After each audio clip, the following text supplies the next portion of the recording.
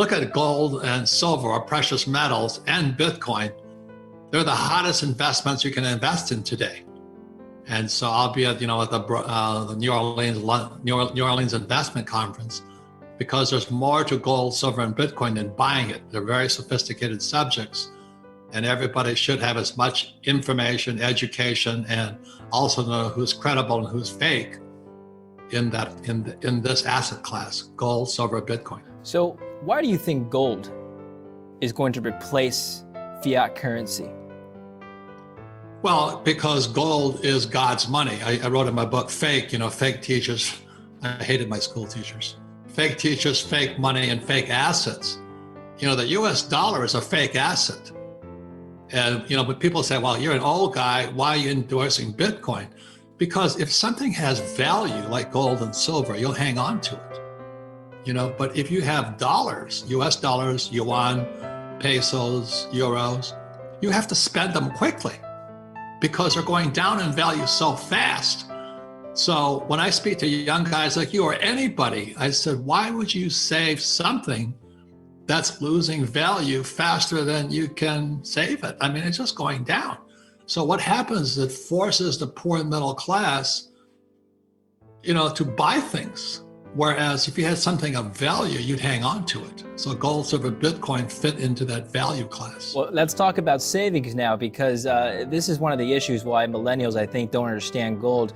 They rather stash their savings away in whatever savings they have into, fiat currencies. But here's a statistic now, Robert. 60% of Americans don't have enough to cover a $1,000 emergency, and they don't have that much saved up. They don't have $1,000 saved up in their bank accounts. Why do you think savings rate is so low?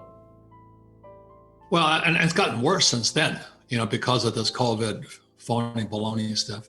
But anyway, because when it became fiat currency in August 1571, the dollar was supposed to be spent. You're not supposed to hang on to it, because intuitively or spiritually or psychically, we all know the dollar's worthless. In the moment they took gold off the gold standard, you had to move it really quickly because they were going to print more of it. So I think psychically, intuitively, we just want to get rid of it as fast as possible, because it's worth less and less and less since 1971. So when I meet people, and this is all over the world, who are poor, they somehow psychically or intuitively know the dollar or the peso or the yen or the yuan or the euro is worthless. And then it gets worth less and less. So it encourages people to spend, whereas Bitcoin, gold, silver, you want to hold on to because it has value. And that's the difference. I think it ties into your overall thesis or philosophy of financial freedom, which you've been an advocate of since, writing Rich Dad, Poor Dad, and you've educated a lot of people with that book. Let's talk about that now. 800 million people, according to McKinsey, 800 million people around the world by 2030 are going to be out of a job because of automation. Robots are going to replace 800 million people around the world. Just in the United States, the report estimates around 30 million people are going to be out of a job just in the US. And 2030 isn't that far away. It's 10 years away. What's going to happen to all these people? What can they learn from Rich Dad, Poor Dad? Well, I like pictures. I flunked out of high school twice because I can't read and write. I can read and write, but I had an acute case of boredom in school. So I just learned to doodle because that was the only way I could hold my attention. Well, this is the story of Rich Dad, Poor Dad here. Okay, Poor Dad over here, PhD. He went to Stanford, Northwestern University, Chicago. This is Rich Dad here. He had a financial statement. So they're both pieces of paper. Which one's more valuable? So to my poor dad, his PhD was everything. The trouble with my poor dad, he was an honest man, and he used to be a Democrat. And he was in the Democratic machine in Hawaii, the Communist Republic of Hawaii. And he couldn't stand the corruption. Hawaii is one of the most corrupt states in the Union. That's why Forbes magazine called it the People's Republic of America, of Hawaii, because it's so corrupt. So my poor dad ran against his boss, the governor. So he switched parties from Democrat to Republican. Reagan did the same thing. Reagan was a Democrat, he ran as a Republican. Trump was a Democrat and he ran as a Republican. Just because the corruption inside the radical left in the Democratic Party is so high. I'm not Republican or Democrat, you can vote for who you want. But you look at the people who shifted parties. So when my father shifted parties, he lost his job. He was head of education for the state of Hawaii. The governor basically fired him and said, you'll never work in the state again. And his PhD was worthless. So I come back from Vietnam about the same time in 73, and my old man's unemployed. And my poor dad says to me, go to school, get a job, and get your PhD. And I said, that's what you did. And my rich dad says, you better understand this is called financial literacy. Can you read a financial statement? And 99% of our politicians cannot. Well, I think a lot of the people in this study who they predict are going to be, out of a job because of robots replacing them, they're mostly blue-collar workers who, unlike your poor dad here that you've talked about, didn't get a PhD, they didn't go to college maybe. And so wouldn't the argument be that you should go to college, go get a white-collar job, and you won't be replaced by a robot? Well, it's going to happen anyway. And what's happening is the robots are going to eat their way up the ladder. Yeah, all right. Already, if you're a radiologist, you're a medical doctor as a radiologist, they don't need you because the algorithm inside artificial intelligence can do a better job of analyzing your X-ray. And then you look at, I was a pilot, right? And so all my peers, they got jobs. One flew for Northwest, one flew for Eastern, and one flew for United. They all lost their jobs. And they were in the prime of life. And then what happened is the pensions of the pilots were stolen. So my peers, when we're the prime, they were just hitting like 58, 59, and the company folds on them. So they're pilots. Who needs a pilot? Do you know what I mean? There were so many pilots out there. And so the thing is, what's going to happen in 2021 is the driverless trucks hit the road. And that's 3.5 million truck drivers in America alone. You think of the ripple effect of that. That's 3.5 million families, truck stops, And it's just, the ripple effect is massive. But the capitalists like me, I'm going to make a lot of money because, the trucks don't have to stop. They can just run. They don't need to rest them and all this stuff. So there's going to be a lot of good stuff. But if you're a working class, you're hosed. You're finished. Even if you're a doctor. This is going to come from the private sector. Do you think governments should do anything to intervene, or should they just stay out of it? You're asking the wrong guy, man. I'll tell you. I am a U.S. Marine. Leave me alone.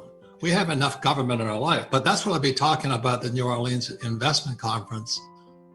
There's a question is altruism versus greed. Everybody wants to be altruistic.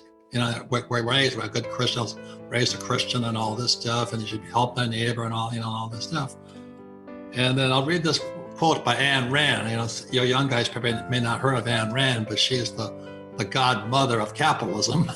And she wrote a book called Atlas Shrugged in 1957. So anyway, she says altruism, this is Ayn Rand, 1957, altruism is incompatible with freedom, capitalism, and human rights. So I went, holy mackerel, what did she say? So being kind is incompatible with freedom, capitalism, and human rights. That goes against every bone in my body. Your family, probably my family, what we're taught. But you have to look at where Ayn Rand comes from. And she had to run from Russia, when Tsar Nicholas was killed and all this other stuff, and Lenin came to power, then Stalin took over. What's happening is socialism is seeping into America and the Western world. That's my concern. And so we're absorbing socialism and communism.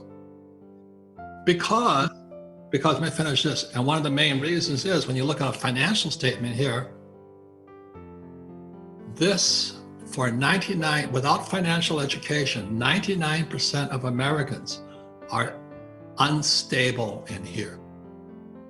This is fake, it's phony, it's quaking. Look at those 401ks. If you're saving dollars, like I said, the dollar, US dollar was designed to be spent and to be borrowed, not to be saved. So we're soon going to go to negative interest rates. We're already there in many ways anyway. So what's happening, the reason we're going to have social unrest and social unrising is the people that are protesters, they got jack in here. They got nothing. And then if they lose their job and they lose their income and they have nothing here, we're going to have a revolution. We're very close now. So that's why Ayn Rand said altruism is incompatible with our freedom, our capitalism, and human rights. So all of these guys we're here to save. What, in marketing terms, David, it's called marketing. It's victims saving victims. So that's why what Ayn Rand was saying is we're heading to socialism, then communism, because we want to help people. I really sincerely believe the reason people are unstable is because the dollar is unstable. So when I'm speaking in the New Orleans Investment Conference, I'm going to be talking about altruism versus greed. Now, many people think it's greedy that you take care of your asset column. I don't. This is my responsibility. If you leave it up to Wall Street or the government, you're screwed. Robert, you're right. I think the protesters do want a revolution, like you said, but they're blaming capitalism. Remember back in, I think 2011, when we had the Occupy Wall Street movement? Everybody was out in Zuccotti Park in New York, and they were protesting capitalism. But they're blaming the system. They're not blaming socialism like you're saying. They're blaming capitalism, which is what you fought for. So why is it capitalism's fault that they're in this situation today? Because our teachers are communists. That's something else that happened, because I'm a lot older, is at my 10-year high school reunion, I saw the change already. Some of my best friends were already communists. One of my best friends headed up the newspapers in Hawaii, hardcore communist.